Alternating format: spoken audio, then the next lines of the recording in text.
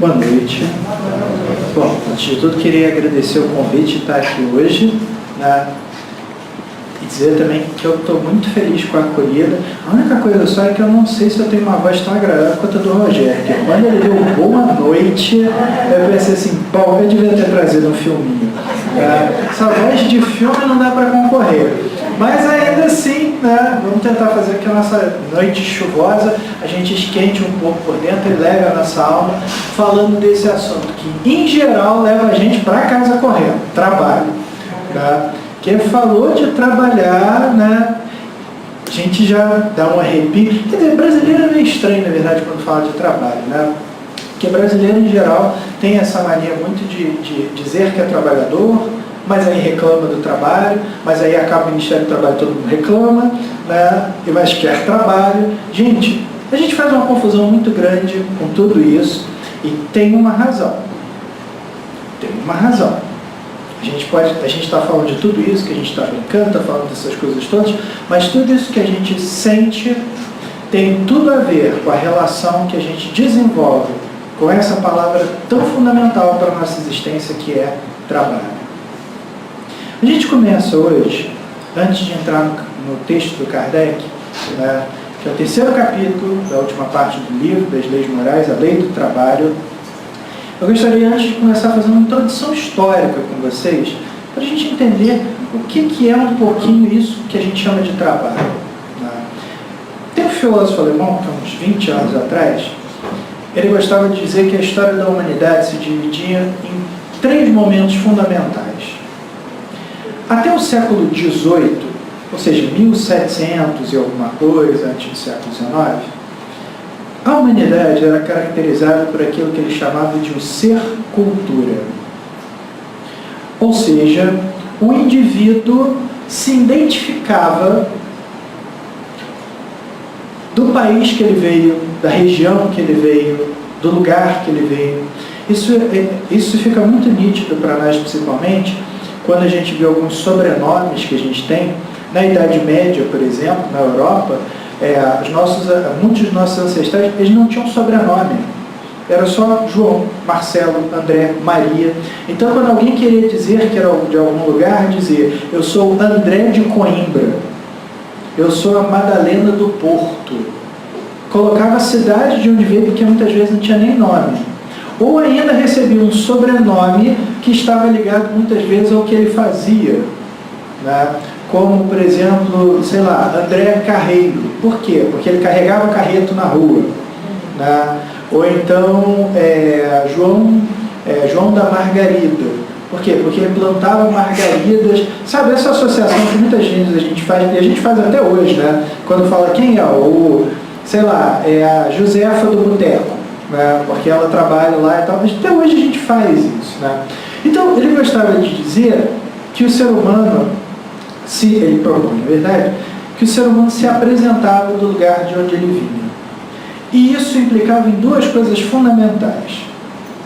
Primeiro, como isso funcionava na nossa cabeça, quando você falava, por exemplo, ele é chinês. Quando você falava, então, que alguém era chinês, na sua cabeça vinha o sujeito de olho apertado, que usava uma roupa específica, que acreditava no taoísmo, no budismo, enfim, tinha um pacote completo, quase que um combo, né, que você coloca, aquela pessoa é assim. Se ele é russo, ele é assim. Se ele é brasileiro, ele é assim. E esse processo todo é um processo importante para as sociedades da época, porque as sociedades da época criavam uma ideia de hierarquia a partir das culturas. A minha cultura é melhor do que a sua. A minha sociedade é melhor do que a sua. A minha religião é melhor do que a sua. E a gente viu até onde isso tudo nos levou. Conflitos imensos e infindáveis entre países, entre religiões, entre sociedades.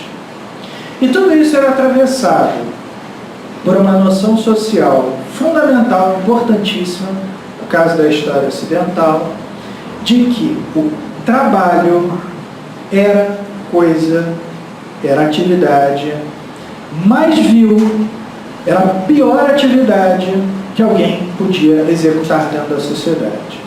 Todas essas sociedades, como nós vimos, se diferenciavam pela ideia de cultura. E entre elas, em geral, se diferenciavam pela ideia de quem era nobre e de quem era trabalhador. Como era o caso dos romanos, por exemplo, os famosos patrícios e os plebeus. Né? Patrício, inclusive, é uma palavra muito forte na língua latina, porque ela vem de pater, pai. E ela mostra o quanto nós somos machistas até hoje. É assim. Porque, veja, de pater vem pátria, lugar onde você nasce. Patrimônio é aquilo que você arrecada. Quem que manda em você no trabalho é o patrão. Né? Você tem o pai em casa, e você tem o pai em casa, você vai na igreja, você tem o padre, que também é um pai. Né? Quando você consegue um dinheiro para realizar aquele teu projeto cultural, alguma coisa assim, abrir uma loja, você consegue um patrocínio. Então, vendo como tudo estava ligado ali à ideia de ser nobre e de ser pai. Né? Então, todas as palavras que eram importantes na sociedade, que designavam aquele que tinha dinheiro, aquele que tinha poder, pelo menos no caso romano, estavam ligados a essa figura masculina. E por causa disso, focando um pouco mais nessa história que vem de Roma, surge então, ou se desenvolve essa noção, de que quem trabalha é a pior parte da sociedade, é o plebeu. Né? Tanto é que um dos sinônimos de plebeu, em latim, era a palavra que hoje nós conhecemos como proletário, aquele que trabalha. Os romanos, inclusive, tinham duas palavras que designavam o trabalho. O trabalho realmente digno, intelectual, poderoso, o trabalho relevante, eles chamavam de labor. Tanto é que a gente ouve, às vezes, né, classes laboriosas, ou labutário, alguma coisa. Percebam que a gente até usa essa palavra também no sentido mais nobre. A palavra trabalho vem do latim tripalium, que era um instrumento de tortura. Era um instrumento formado por 3 estacas, 2 em X e uma na horizontal, em que a pessoa ficava amarrada, sofrendo torturas terríveis. E aí o povo romano se acostumou a chamar as atividades cotidianas de transformação de tripalium, e a palavra acabou virando trabalho para nós. Isso, inclusive, fazia muito sentido tanto na sociedade romana quanto em várias outras sociedades do mundo, porque o século XVIII ele é marcado fundamentalmente pela existência do trabalho escravo. A escravidão era uma mácula que existiu em quase todas as sociedades humanas e que condenava os mais diversos povos, os mais diversos grupos da sociedade, a diversos tipos de submissão da sua força de trabalho, pelos mais diversos motivos, fosse a captura em guerra, fosse mesmo, já existiu, por exemplo, a escravidão por dívida, ou seja, você tinha que servir a alguém enquanto você não pagasse aquilo que ele devia. E todas essas formas, então, que nós chamamos até agora de um ser cultural, vão sofrer uma modificação no século XIX, quando a humanidade entra numa segunda fase em que surge o ser trabalho. O ser trabalho é aquele que percebe que é a sua atitude transformadora no mundo que o move de fato. Tanto é que, se a gente perceber, o século XIX, os anos 1800 e pouco, são quando surgem as principais ideologias políticas que estão vigentes até hoje. Diga-se principalmente capitalismo e socialismo. E ambas lidam com o quê? Com a questão do trabalho. Com a questão de como você se relaciona. Um defendendo a iniciativa individual, a liberdade de investimento, de empreendimento, e a outra defendendo uma coletivização do trabalho, um controle do Estado, etc. A gente nem vai entrar aqui nas teorias políticas para discutir o que é o que não é, o que vale e o que não vale. O importante é que a disputa entre as duas modificou completamente a ideia de como a gente entendia o trabalho. É a partir do século XIX que passa a se discutir a importância do trabalhador, principalmente frente à indústria, já que sem ele não existe produção e, consequentemente, toda a estrutura econômica de qualquer civilização dependia do trabalhador. Essa é uma das razões, inclusive, muito fortes, que, junto com as razões humanitárias, levou, finalmente, ao fim da escravidão. As tentativas em várias sociedades de se encerrar a escravidão, e não sem conflito. Mas é essa valorização do trabalho que vai nos levar a dois efeitos fundamentais no entendimento das sociedades, que são, primeiro, a criação de leis relativas ao trabalho. Por incrível que pareça, gente, muitas leis que foram sendo criadas, tanto nos países capitalistas quanto socialistas, visavam dar melhores condições aos trabalhadores para que eles não fossem para o outro lado. Né? Então, é interessante que no Brasil, por exemplo, como país capitalista, começou a se conceder férias, 13º, etc. Todas essas coisas, principalmente na era Vargas, já no século XX, para afastar o trabalhador brasileiro do perigo socialista. E se fazia a mesma coisa lá do outro lado. Mas há uma outra mudança importante nesse século XIX em relação ao trabalho, que é, se o trabalho é uma atividade importante, qual é o trabalho mais importante? E aí parece que quando a sociedade humana está dando um passo para frente, ela dá meio que um para o lado, né? Porque aí os seres humanos fizeram o quê?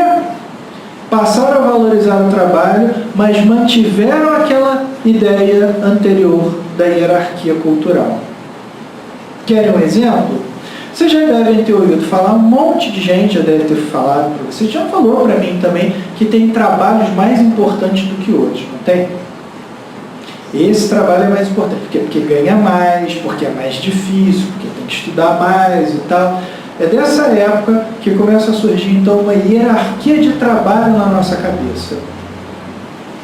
Uma hierarquia que se projetou em toda a nossa sociedade, na maneira como nós entendíamos as profissões, na maneira como as profissões eram desempenhadas. Eu, pelo menos, vivi numa época que, quando eu falei que eu ia entrar para a faculdade de História, as pessoas, meu Deus, você quer ser professor para quê? Só tem 3, sério, uma vez eu ouvi isso, só tem 3 faculdades que vale a pena fazer. O quê? Direito, Engenharia e Medicina, só. O resto pode jogar fora. Eu ouvia isso na minha cara mesmo. Mas isso não estava errado de acordo com o pensamento da época, não.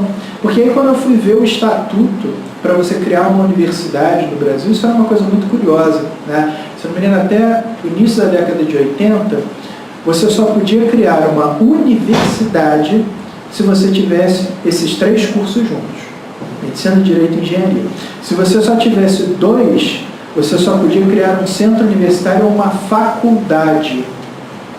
Daí porque tem essa nomenclatura que às vezes a gente fica meio perdido, né? Por que tem faculdade de educação, por exemplo? Porque só tem aquele curso lá. Não tinha um dos carros-chefes ali naquele momento, né? Então, essa ideia de valorizar algumas profissões em detrimento de outras, ela foi bastante prejudicial, né? Porque apesar dela valorizar o trabalho, ela não valorizava o trabalho de forma equivalente. Ela mantinha ainda a ideia de que certos trabalhos eram piores, porque recebiam mal, porque eram tarefas difíceis, porque eram mais complicadas, etc, etc, etc. O que determinou durante muito tempo, e às vezes determina até hoje, muitas vezes, a maneira como as pessoas veem a busca de cursos universitários, ou a escolha das profissões que vai desempenhar ao longo da vida, né? O que é bastante interessante porque nós vivemos um contexto atual em que muita gente, inclusive, pode ter profissões mais rentáveis do que aquelas que são oferecidas pela universidade. O pessoal que trabalha, por exemplo, na startup, por exemplo, que são aqueles núcleos de produção tecnológica e tal. Gente, esse pessoal trabalha bastante, né? Ganha muito dinheiro e muitos não necessariamente têm formação universitária. Mas ganhar dinheiro ainda não é o centro da nossa ideia de trabalho. Estamos aí discutindo uma teoria para a gente chegar no que o Kardec falava sobre trabalho, né? Voltamos então a esse período do século XIX, entrando para o século XX. Estão os 2 grandes sistemas políticos disputando os nossos corações, Ou você é capitalista, ou você é comunista. Qual vai ser a sua escolha? Até que, em torno de 89, catapult, cai o Muro de Berlim, a União Soviética se desagrega, o socialismo parece ter acabado. E aí, qual vai ser a nova opção, então, do futuro? É nesse terceiro momento, então, que esse pensador alemão diz que se inicia uma fase que nós estamos vivendo até hoje, que é o chamado ser em si. O ser em si é um cara que agrega todas essas experiências anteriores, mas numa sociedade competitiva, mercantilizada, extremamente superficial e materialista, ele precisa ser mais ainda do que os outros para prevalecer.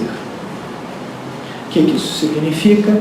Significa, então, que essa pessoa hoje incorpora aquelas ideias culturais de antes, aquelas ideias do ser-trabalho de antes, e as aperfeiçoa, tentando se projetar na sociedade de uma forma especial.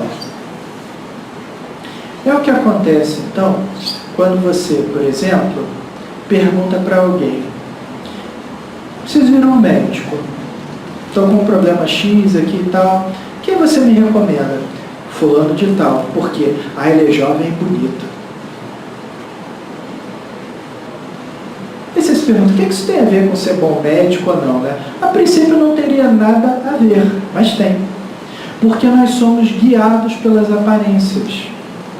Vamos fazer a experiência contrária, né? Se aparece um sujeito na sua frente, vestido dessa forma aqui, e diz para você, sou médico. Você fala o quê? Ué, mas você não está de branco? Por que ele tem que estar vestido de branco? Porque isso foi posto na nossa cabeça.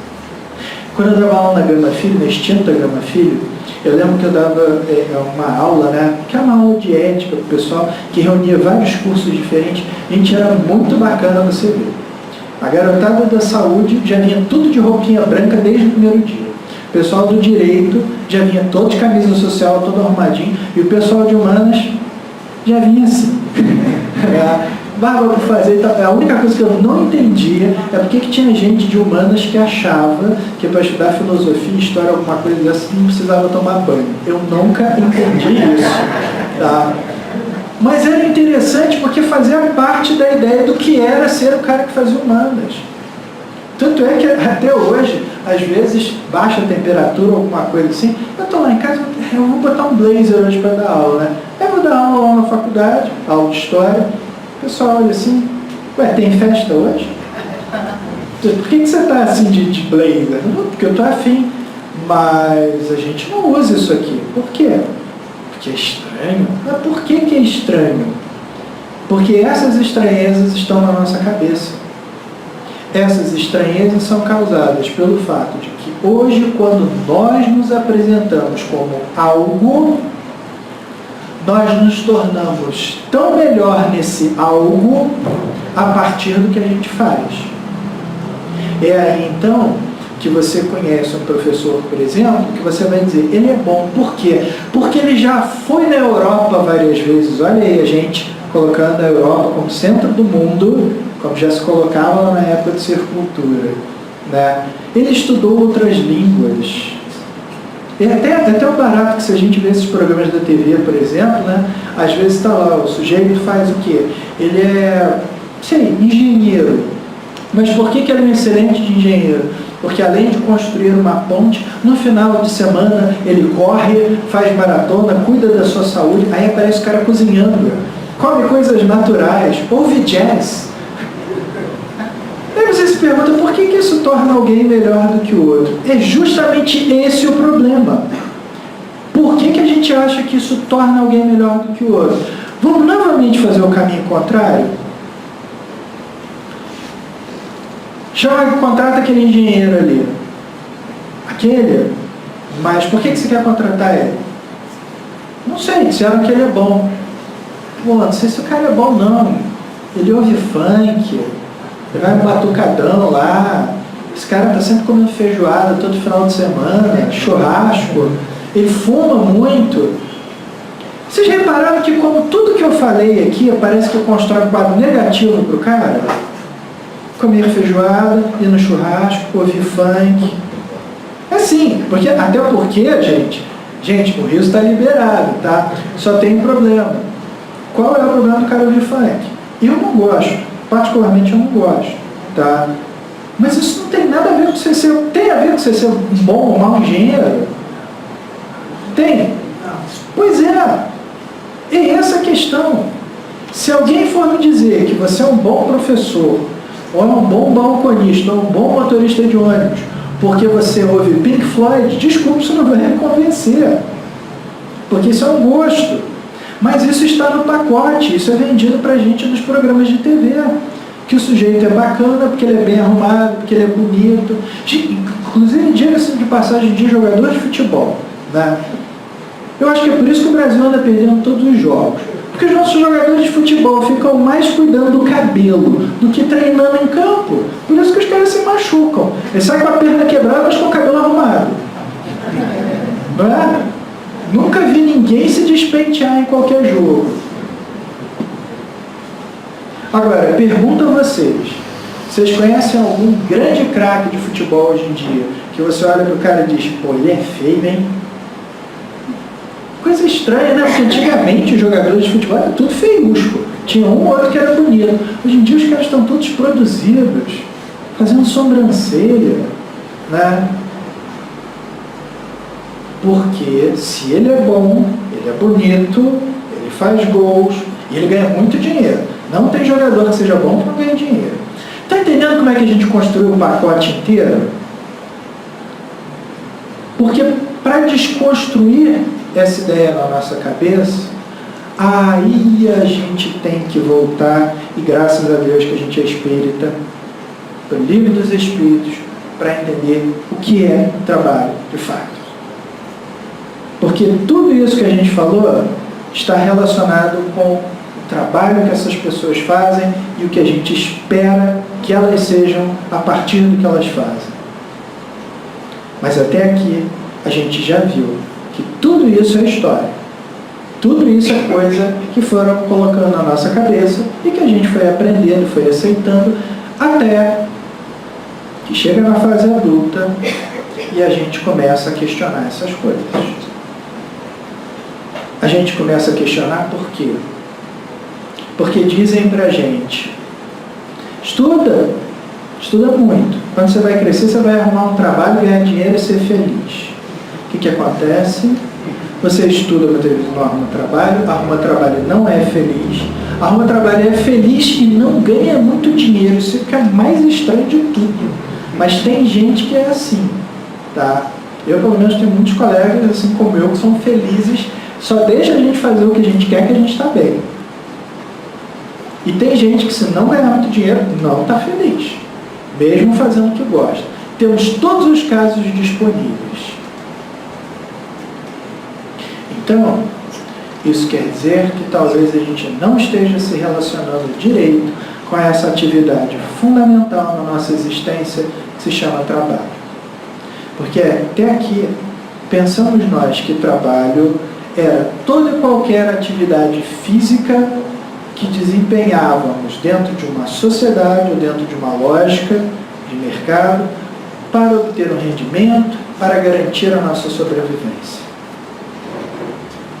É aí então que Joana de Ângeles diz assim, isso é a casca, isso é só a superfície. Trabalho é qualquer ato transformador, seja físico ou espiritual, que o ser desenvolve em si e ao seu redor. Olha como isso é diferente da gente simplesmente arrumar um emprego, como a gente fala por aí. Uma vez, Divaldo, ele conheceu um rapaz que trabalhava com tráfico de drogas, e esse rapaz se dispôs a sair dessa atividade, disso que ele chamava um emprego, que era o emprego dele, traficar drogas, E o Divaldo então recebe na mansão do caminho e fala: vou te arrumar um trabalho dignificante. Tem aqui um pedreiro, você vai ser ajudante de pedreiro dele, vai receber R$600. O traficante respondeu, o ex-traficante agora: no tempo que eu era traficante eu ganhava isso num dia de trabalho. E o Divaldo respondeu: sim, mas você nunca trabalhou na vida. Agora você vai começar a trabalhar, de verdade. Porque você vai entender o que é o ato de transformar a sua vida e daqueles que estão ao seu redor fazendo algo de produtivo e de útil. Esses comentários vêm de encontro ao que o Kardec já tinha estabelecido na codificação aqui no Livro dos Espíritos, a partir da pergunta 674, quando, no século XIX, quando está havendo todo aquele questionamento sobre o que é trabalho, ele pergunta também para os espíritos, devia ser uma pergunta quente na época, né? O que é trabalho? Porque ele vai lá e pergunta para os espíritos, né? E os espíritos falam justamente isso. Trabalho é essa atitude de transformar as coisas que todos nós temos que fazer, e tudo na natureza trabalha, tudo. E o Kardec fica curioso: peraí, na natureza tudo trabalha? Porque eu estou vendo o macaquinho ali, por exemplo, não parece que está trabalhando. Está tudo trabalhando. Todos estão. Todos os animais, todos os seres da natureza passam o dia todo em busca de alimento. Esse é o seu trabalho. Porque eles têm que transformar esse alimento em fonte de vida, têm que sustentar os seus filhotes, tem que dar continuidade a todo um sistema da natureza que depende do funcionamento das regulações no qual esses seres estão envolvidos. Quantas milhões de árvores são plantadas diariamente pelos passarinhos que, ao comerem sementes, não digerem todas, defecam algumas delas, e elas são exemplares magníficos de árvores que estão espalhadas em todas as florestas do mundo. A natureza nunca para de trabalhar, de uma tal forma que o excremento de um morcego, passados vários anos, transforma-se em guano, um dos fertilizantes mais poderosos, eficazes e naturais que você pode usar na agricultura. Até mesmo as baratas. As baratas que não foram investigadas pelo Livro dos Espíritos, porque até hoje todo mundo tem certeza que ela não prova de que o demônio existe. Alguém sabe para que serve uma barata? Além dela sobreviver a uma guerra radioativa e povoar o mundo nada aprazível, que será feito de baratas e escorpiões e lutas terríveis, se a gente sobreviver para assistir isso depois de uma guerra atômica, né? Vem cá, você sabe para que serve uma barata? Ué? Para dar medo na gente, né? Barata é o nosso inimigo espiritual materializado, né? Pois é, gente, tá vendo? Nós somos seres tão cruéis que quando a gente vê aquele inocente serzinho de anteninhas andando, fazendo aquele barulhinho sinistro, né? E principalmente, vocês já viram que barata é corajosa, né? Porque quanto mais medo ela tem, ela pula pra cima de você. Pior que cachorro, cara. Ela quer subir, ela quer te torturar, ela quer... Gente, barata, esse bichinho barata, é um dos bichos mais importantes atualmente na natureza. Eu sei porque eu tive que perguntar isso para um biólogo uma vez, né? Afinal de contas, eu não tenho muitas senhas assassinas, mas barata é uma delas, né? E eu tinha que saber para que aquilo existia. Ele me explicou que a barata faz a mesma coisa que a minhoca, mas na superfície. Gente, a barata é a nossa lixeira das nossas porcarias. Por isso que ela está das nossas lixeiras, dos nossos esgotos. A barata está fazendo um trabalho microscópico, mas fundamental, de decompor todo o material orgânico e transformar ele em material fértil. Onde tem um monte de barata em cima de um pedaço de comida, tá? Esse pedaço de comida se transformará depois em terra fértil. O que não quer dizer, claro, que a visão de várias baratas reunidas seja aprazível para nós, mas das 30 e poucas espécies de barata que nós já catalogamos, inclusive, só 5 se adaptaram à vida urbana e funcionam em simbiose com nós por nossa culpa, não delas. Porque somos nós que estamos jogando lixo orgânico por aí, e as baratas estão fazendo o trabalho. Gente, as baratas foram enviadas para a natureza para nos ajudar, e a gente está matando elas. Mas elas comunicam ao homem, elas não transmitem nenhuma doença? Olha, eu particularmente, André, não conheço casos de baratas atacando seres humanos e transmitindo doenças, mas, de fato, baratas, formigas e vários outros seres que convivem no perímetro urbano podem, de fato, transmitir doenças, mas por quê? Porque são seres biológicos que carregam bactérias, vírus, etc. e tal. Mas lembremos, quem produz o lixo que elas estão trabalhando para decompor somos nós. Quem está permitindo a entrada delas nos nossos lares, nos nossos hospitais, etc. e tal, somos nós. O próprio Chico mesmo conta, bom, mas aí o Chico também é difícil contar a história dele, porque com ele tudo era diferente, né? Chico uma vez teve um formigueiro no quintal dele que estava devastando as plantinhas dele. E o pessoal falou, vamos tacar inseticida. Aí o Chico falou, não, mas é o trabalho das formigas fazer isso. Deixa eu conversar com elas para ver o que a gente resolve. Gente, histórias que só acontecem com o Chico, no dia seguinte o formigueiro se mudou.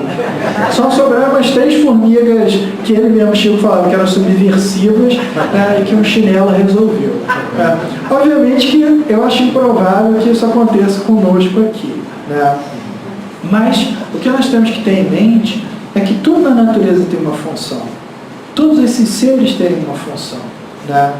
E, só para terminar a nossa história de barata e relacioná-la com o trabalho, então esse ser que a gente despreza tanto, que a gente mata, que a gente persegue, etc. e tal, ele só existe em tal quantidade como nós vemos, porque nós criamos os esgotos que nós não tratamos, porque nós criamos todo esse lixo que fica jogado na rua aí, né? E depois a gente ainda fala mal do lixeiro, né?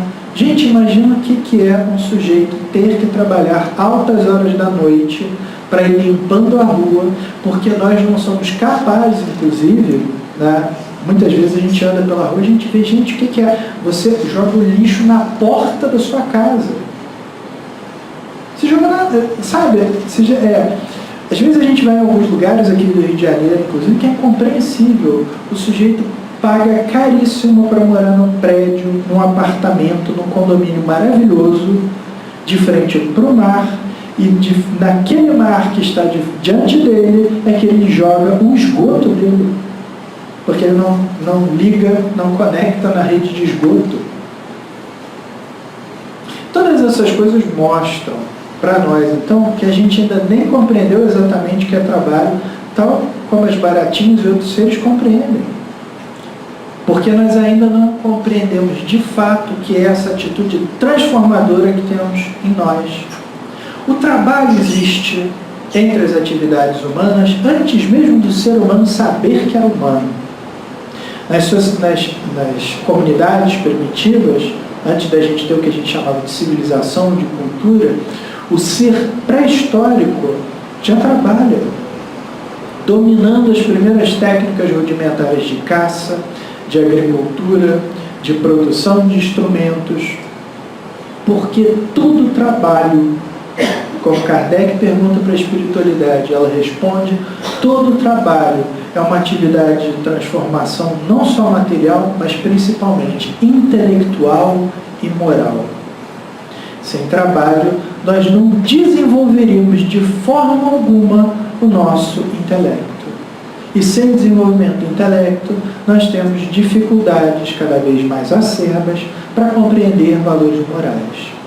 As coisas, claro, vêm por etapas. Nós primeiro aprendemos a produzir. Gradualmente, produzir é atividade intelectual. Gradualmente, nós aprendemos a dividir, a doar, a compartilhar. E aí sim, estamos falando de um sentimento que corresponde a uma concepção moral. A do trabalho calcado numa intenção moral de fazer o melhor, de fazer da forma correta, de fazer de uma tal maneira que esse trabalho adquira sentido para nós. Por isso, inclusive, que o Kardec pergunta, e os espíritos trabalham? Porque a espiritualidade responde, claro, porque essa era a crença que a gente tinha antigamente. Quando o trabalho era visto como uma coisa ruim, como é que era o nosso paraíso, gente? Como é que era o paraíso nas religiões antigas? Uma eternidade fazendo nada. Uma eternidade diante do mar, só tomando hidromel, comendo ambrosia, e todo dia essa coisa maravilhosa se repetindo sempre. Daí começou a ficar ruim, né? Porque era a visão inclusive que deixava muitos de nós absolutamente insatisfeitos com as concepções religiosas que nós tínhamos, né?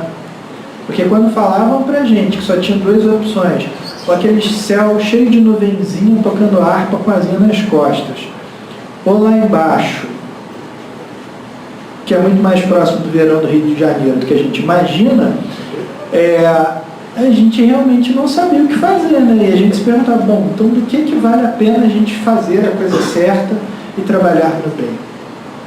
Pois é, a espiritualidade trabalha também, e muito mais do que nós, porque na verdade a espiritualidade não sofre de várias limitações que nós temos quando encarnados.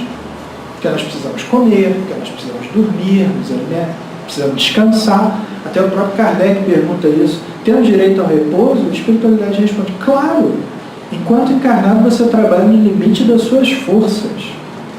Qualquer coisa fora disso é desumano. Não é correto aos olhos de Deus.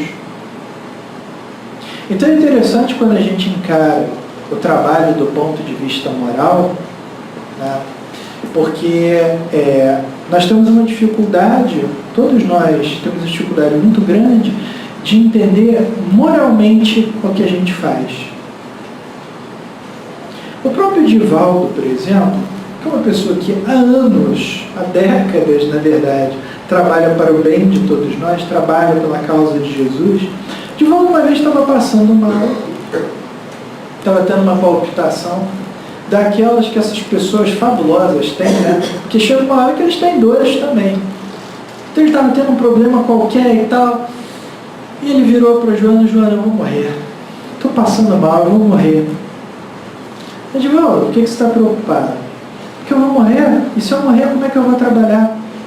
Divaldo, eu estou morta e eu continuo trabalhando, então não se preocupe com isso. Né? E aí na hora ele já acalmou, né? Do tipo, opas, né? De fato, a gente vai desencarnar e a gente vai continuar em muitas outras atividades de trabalho e de estudo.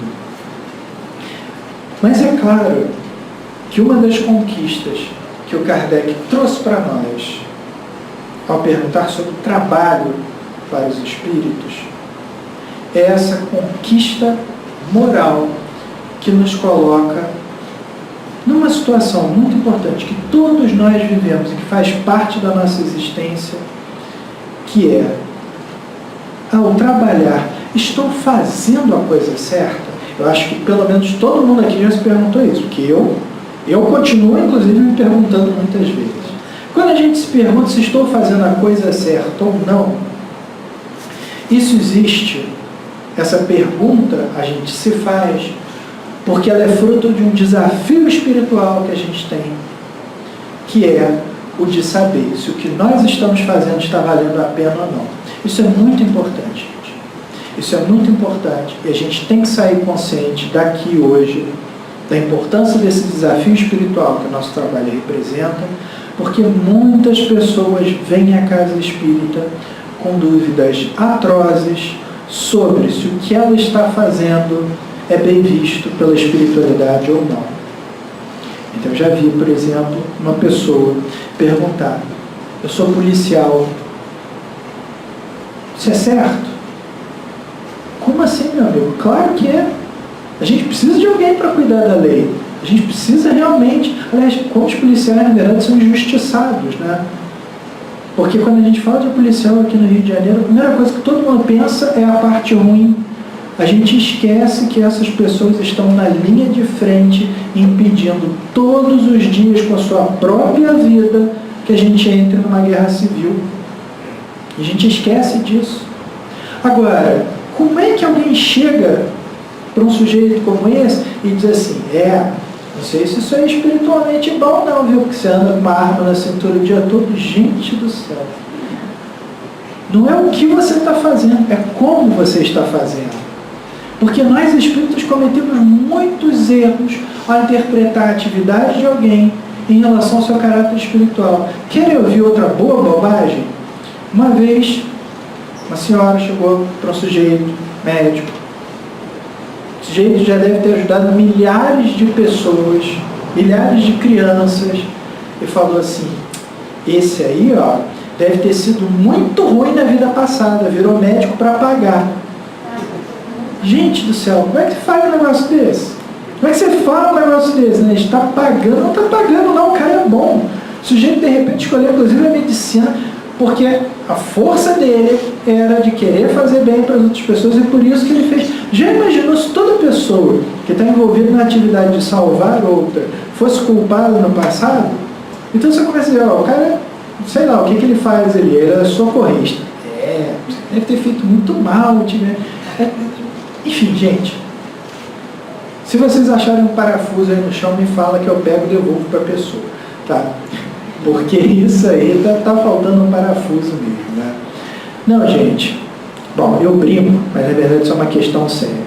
Nós interpretamos muito mal os conceitos fundamentais da doutrina.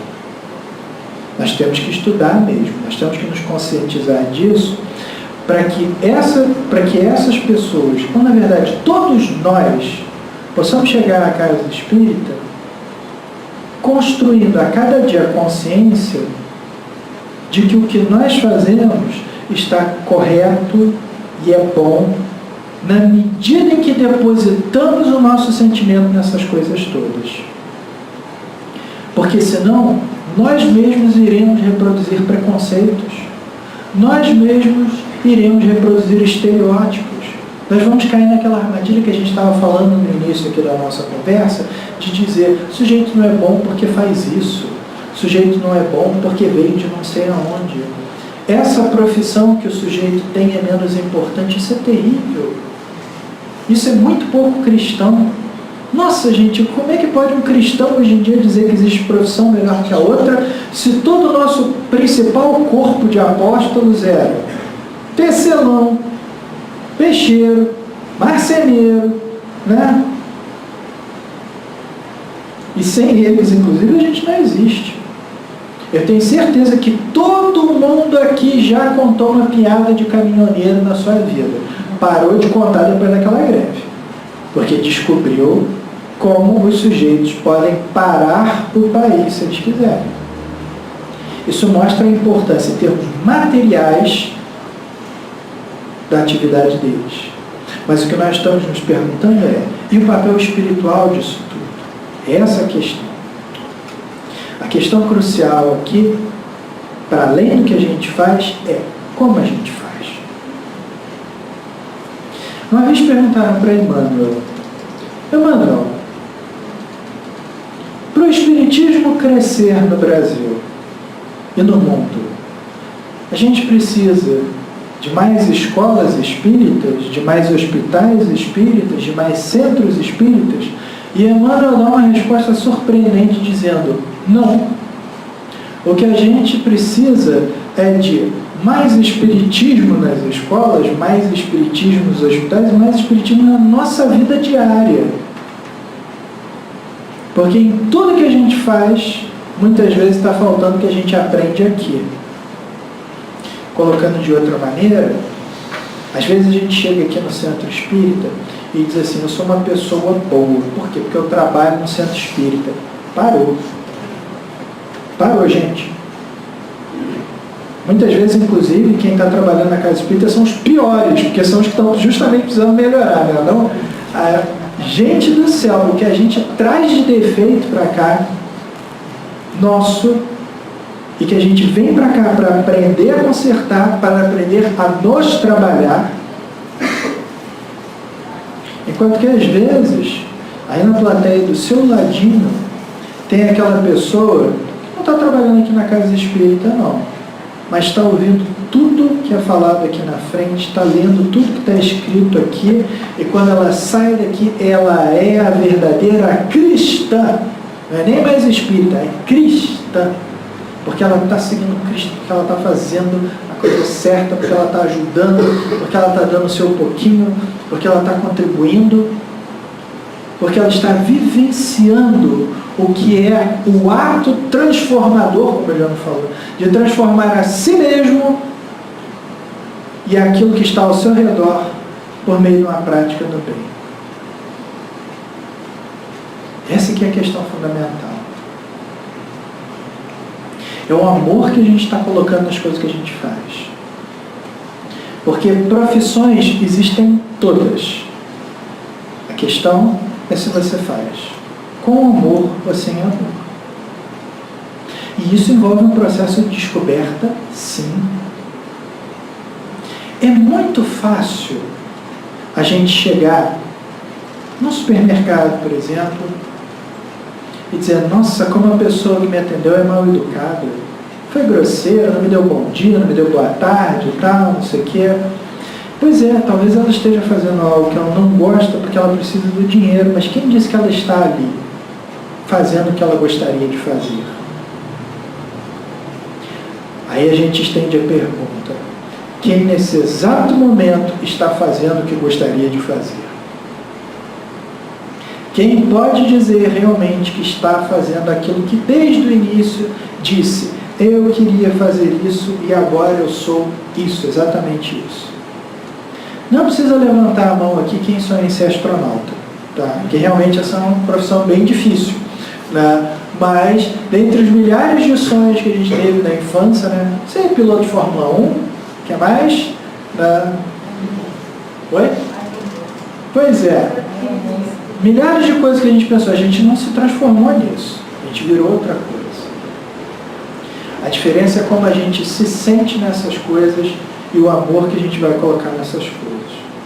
Porque o ato de trabalhar, como Kardec explica, o ato de trabalhar consiste também nesse processo de transformação íntima de nos colocar em situações em que nós estamos realizando algo que não é exatamente o que a gente gostaria de fazer, em termos de ganho financeiro, em termos de trabalho físico, intelectual, mas é justamente o necessário para nós nos aperfeiçoarmos.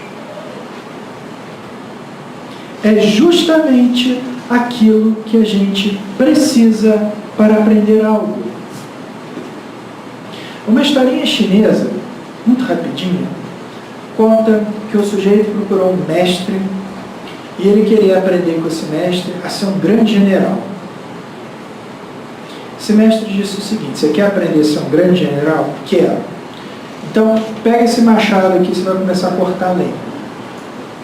Ele passou 1 ano cortando lenha e o mestre não deu mais nada para ele fazer.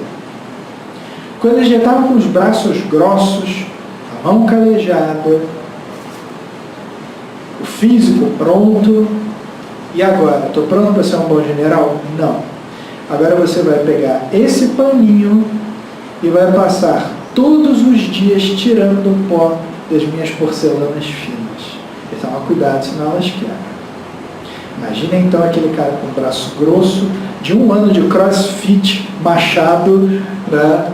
1 ano crossfit lenhador, tendo que tirar pó das coisinhas e etc, etc, etc. No final de 1 ano, ele chegou. E agora? Eu estou pronto?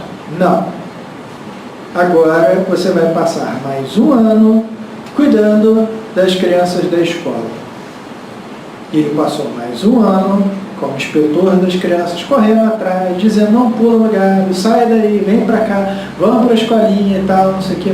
No final de 3 anos, então, em que ele foi lenhador, limpador de porcelana e cuidador de criança, ele chega, bom mestre, e agora, veja a pergunta que ele fez, e agora, qual é a minha próxima missão? Porque nos 3 anos anteriores ele só ficava bravo porque estava cortando lenha, porque estava limpando a porcelana, cuidando de criança, E agora, mestre, qual que é a minha próxima lição? E o mestre disse, agora você está pronto para ser um general. Porque você aprendeu a importância da força, aprendeu a importância da sutileza e aprendeu a se preocupar com os outros. Se você não tivesse essas 3 coisas, você seria violento, ou você seria grosseiro, ou você seria egoísta, não se importaria com os outros. E um general não pode ter nenhum desses 3 defeitos para ser um bom general. E a partir daí ele começou a sua aprendizagem.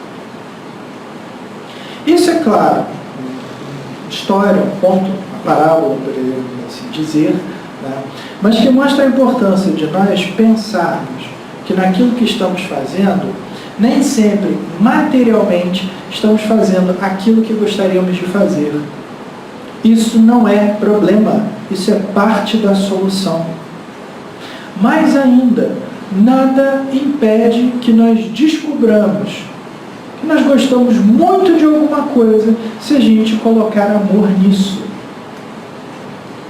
Com certeza você já deve ter ouvido a história de uma outra pessoa que começou a fazer algo que não gostava e passado um tempo você pergunta, ué fulano, mas você não gostava disso, você está fazendo isso ainda? Ah, mas porque eu aprendi a gostar e tal, agora eu estou curtindo, estou indo, estou fazendo, estou achando mais barato. Vocês já viram isso, não viram? Essa sim é uma atitude verdadeira de trabalhar, de fazer com que a gente aprenda a descobrir sentimento e a colocar sentimento nas coisas que nós estamos fazendo. Eu sei, gente, que isso parece totalmente banal, eu sei que isso parece muito óbvio, eu sei que isso inclusive é dado em todas as mensagens de final de ano que aparecem na TV, né? Faça com amor, faça com mais carinho, mas a chamada é verdadeira. Porque a gente não está acordando muitas vezes a importância de como nós estamos fazendo. Nós não estamos percebendo que no desempenho das nossas atividades diárias, a gente não está colocando sentimento, não está colocando dedicação, principalmente a gente não está colocando paciência, a ciência da paz, porque esse mundo é um mundo transitório. Hoje, inclusive, e eu sempre faço questão de frisar isso, né? Eu mesmo, eu não sou professor, eu estou professor. Eu não sei o que eu vou ser daqui a alguns anos. Eu gosto muito do que eu estou fazendo, mas eu posso vir a mudar. Pode vir a ser necessário que eu mude. Tanto é, novamente, que o Kardec perguntou isso. Como é que fica o trabalho daqueles que são incapazes de trabalhar? Ao que os espíritos respondem, Deus é justo. Ele sabe a missão que cada um vai receber num determinado momento e o que ele tem que fazer. Porque tem pessoas realmente que são naturalmente, fisicamente falando, mais fracas do que outras. Então não tem que usar a cabeça. Então trabalhe com a cabeça. Use a mente. Mas nada em momento nenhum justifique que a gente desgoste o que a gente está fazendo e não ponha sentimento no que a gente está fazendo. Porque se a gente assim proceder, a gente não está nem trabalhando direito no sentido material, mas principalmente a gente não está trabalhando bem no sentido espiritual. 2 exemplos para a gente ilustrar isso. Um dos maiores mestres de Tai Chi Chuan da China, na história recente da China, entrou num hospital com 80 anos sofrendo de câncer. Quantas chances vocês acham que um sujeito de 80 anos sofrendo de câncer, um câncer violentíssimo, tem de entrar no hospital e sair numa boa? Ele não se perguntou. Ele entrou no hospital e naquele hospital, como muitos hospitais na China, parte do tratamento para o câncer era fazer Tai Chi Chuan todo dia. Ele já estava no hospital, então ele fazia o tratamento dele, ia lá fazer as sessões dele de Tai Chi Chuan. Com 83 anos, ele saiu curado e mestre em Tai Chi Chuan. E deu aula por 20 anos. Ele morreu com 103 anos. Gente, 20 anos não é uma vida inteira. 20 anos é uma existência. Olha o quanto esse sujeito fez no finalzinho. Quem de vocês tiver a oportunidade um dia de ver um documentário maravilhoso chamado Buena Vista Social Club? grupo de músicos cubanos que no final da vida foram lançados ao sucesso. Gente, num prazo de 3 anos, eles viajaram o mundo todo e quase todos morreram. Em 3 anos eles nunca fizeram tanto sucesso quanto eles fizeram ao longo de toda a vida, mas olha ali a missão deles. E, eu só ia citar 2 exemplos, mas posso citar um terceiro. Um muito conhecido no próprio mundo espírita, Jerônimo Mendonça, gigante deitado. Jerônimo Mendonça era um sujeito que era cego, sofria de uma doença violentíssima que fazia ele ficar deitado na cama. Ele tinha problemas respiratórios, então às vezes tinha que colocar um saco de areia ou de arroz de mais de 5 quilos em cima do peito para ajudar a respirar. Esse sujeito fundou 5 centros, fazia palestras em vários lugares do Brasil. E uma vez, quando ele fez uma palestra junto com o Divaldo, ele ainda tirou sarro do Divaldo, falando assim: Divaldo, eu sou muito melhor que você. Por quê, Gerando? Porque eles só te aplaudem, mas eu saio daqui carregado. Tadinho, o sujeito era paraplégico, entendeu? E ele ainda tirava sarro com a situação dele. Isso é o verdadeiro trabalho espiritual. Esse é o trabalho espiritual que somos convocados a fazer por nós mesmos, todos os dias da nossa existência, porque é o nosso verdadeiro trabalho. Fazer com amor, e por amor em todas as coisas, e descobrir como torná-las coisas boas e belas, de uma tal maneira que um dia, quando formos mais evoluídos e seremos, nossas tarefas e funções mudarão, mas graças a Deus, nunca pararemos de trabalhar pelo bem. Que assim seja.